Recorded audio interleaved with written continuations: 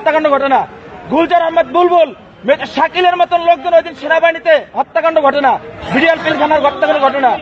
এই হত্যাকাণ্ড যখন হয় সর্বপ্রথম মিডিয়ার মধ্যে সর্বপ্রথম আপনি মিসগেট করছেন।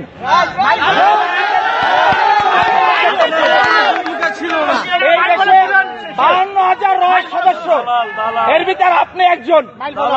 এই দেশকে আপনারা ভারতের অঙ্গরাজ্য বানাবার জন্য যা বরাবর তাই করছেন।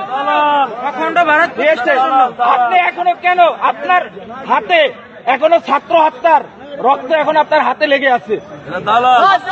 আপনাদের মতন আপনাদের মতন কিছু কুলাঙ্গা সাংবাদিক পেশাটা হচ্ছে সত্যিটা মহৎ পেশা, সত্যের উন্মোচন তারাই করে, কিন্তু আপনারা সত্যটারে মিথ্যা বানাইয়া এই দেশটাকে একটা কিছু মুটের মতন আপনারা অন্ধকার জগতে বানাই ফেলাইছেন ভারতের অঙ্গরাজ্য বানাবার জন্য। আপনি এদেশের একজন নাগরিক হয়ে আপনি এদেশের ক্ষতি